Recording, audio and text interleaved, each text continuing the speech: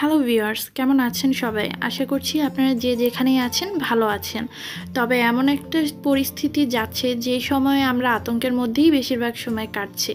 তবে এরকম একটা সময়ে আমাদের দরকার পড়ছে হ্যান্ড ওয়াশ। আমরা পর্যাপ্ত পরিমাণ বাজারে হ্যান্ড ওয়াশ না পাওয়ার কারণে অনেক ভোগান্তিতে পড়তে হচ্ছে। তাই আজকে আপনাদের সাথে এমন একটি ইজি ওয়েতে হ্যান্ড ওয়াশ বানিয়ে দেখাবো, যেটা দেখে আপনারা নিজেরাই চমকে যাবেন। মাত্র 10 টাকা খরচে কিভাবে ঘরে বসেই আপনারা হ্যান্ড ওয়াশ বানাতে পারবেন 1 কেজি পরিমাণের, সেই ভিডিওটি আজকে দেখার জন্য আপনাদেরকে আমন্ত্রণ জানাচ্ছি। আমি এখানে ডেটল সাবান ব্যবহার করছি, আপনারা চাইলে আপনাদের পছন্দ মতো সাবানও ব্যবহার করতে পারেন। আর আমি এখানে মিনি প্যাকেট ব্যবহার করছি, আর এই সাবানটার দাম হচ্ছে 10 টাকা। আপনারা যে কোনো মুদির দোকানে পেয়ে যাবেন।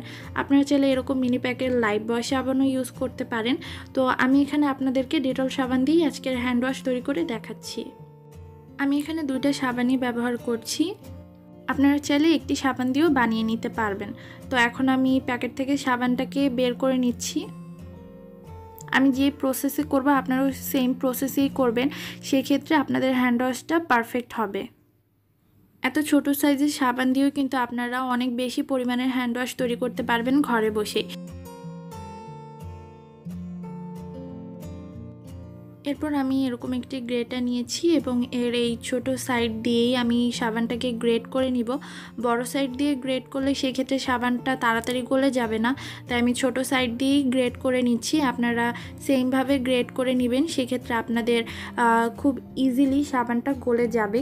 আর আমি আজকে আপনাদেরকে একেবারে জাল দেওয়ার ঝামেলা ছাড়াই সাবানটি তৈরি করে দেখাচ্ছি।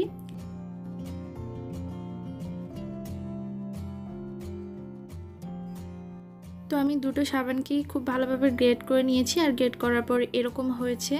তো এখন আমি এরকম একটা সসপ্যান নিয়েছি, এর মধ্যে আমি ফুটন্ত গরম পানি দিব। আপনাদেরকে একেবারেই গ্যাসের ঝামেলায় যেতে হবে না, খুব ইজিলি আপনারা হ্যান্ড ওয়াশটি বানাতে পারবেন। তো আমি এখানে ফুটন্ত গরম পানি নিচ্ছি 800 ml, মানে হচ্ছে মেজারমেন্ট কাপের 5 কাপ পরিমাণ পানি এখানে নিচ্ছি।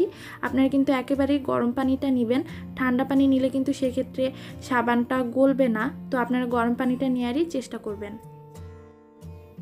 এখন আমি সাবানগুলোকে গরম পানির মধ্যে দিয়ে দিচ্ছি। আপনারা দেখবেন যে আমি কিভাবে করছি, আপনারা ঠিক সেম পদ্ধতিতেই করবেন, সেক্ষেত্রে সাবানটা খুব ইজিলি গলে যাবে। তো এখানে আমি সব সাবানগুলো দিয়ে দিচ্ছি।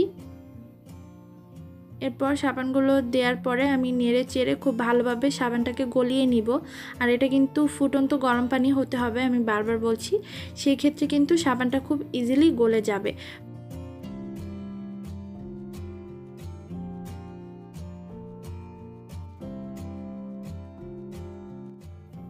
তো দেখুন এখন কিন্তু সাবানটা গলে গিয়েছে, আর এটাকে এখন আমি এক সাইডে রেখে দিব ঠান্ডা হওয়ার জন্য। আর ঠান্ডা হতে হতে কিন্তু এটা জমাট বেঁধে যাবে, আর আমি এটাকে 2 ঘন্টা রেখে দিচ্ছি এক সাইডে। 2 ঘন্টা পর ফিরে আসছি। তো আপনারা দেখুন যে সাবানে কিন্তু সম্পূর্ণ জমাট বেঁধে গিয়েছে। আমি যে ধরছি এটা কিন্তু আমার হাতের সাথে আর লেগে আসছে না।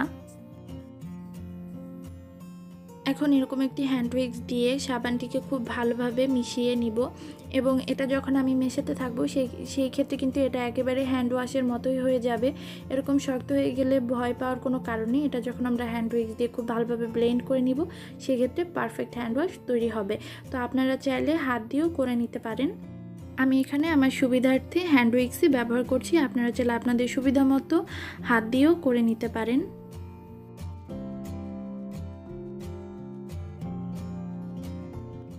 এরপর এটি সম্পূর্ণ কমপ্লিট হয়ে গিয়েছে। আর এরকম একটি খালি বোতল কিন্তু আমাদের সবার ঘরেই থাকে। তো এরকম একটি লাইফবয় অথবা যে কোনো হ্যান্ড ওয়াশের খালি বোতলে আমরা হ্যান্ড ওয়াশটি ভরে নিচ্ছি।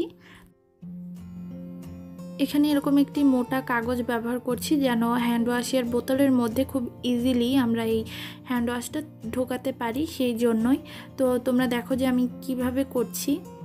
তো এখন আমি হ্যান্ড ওয়াশটা ঢেলে নিচ্ছি, খুব ইজিভাবেই কিন্তু বোতলের মধ্যে হ্যান্ড ওয়াশটা ঢালা হয়ে গিয়েছে। তো এখন আমি এই হ্যান্ড ওয়াশ দিয়ে আপনাদেরকে হাত ধুয়ে দেখাচ্ছি। এটা দেখে কিন্তু একদমই মনে হচ্ছে না যে আমরা ঘরে বানিয়েছি, এটা কিন্তু একেবারে দোকানের মতোই হয়েছে, দোকানের হ্যান্ড ওয়াশের মতোই। খুব ফেনা হবে এবং ধুলে কিন্তু অনেক পরিষ্কারও হবে, আর খুব সুন্দর একটা ফ্লেভারও আসে। আশা করছি আপনাদের ভিডিওটি ভালো লেগেছে, আর ভিডিওটি ভালো লাগলে আপনার ফ্যামিলি ফ্রেন্ডদের সাথে শেয়ার করে তাদেরকে দেখার সুযোগ করে দিবেন, আর আমার চ্যানেলটি সাবস্ক্রাইব করে পাশেই থাকবেন। পরবর্তী ভিডিও নিয়ে আবার চলে আসবে আপনাদের মাঝে। সবাই ভালো থাকবেন, সুস্থ থাকবেন। আল্লাহ হাফেজ।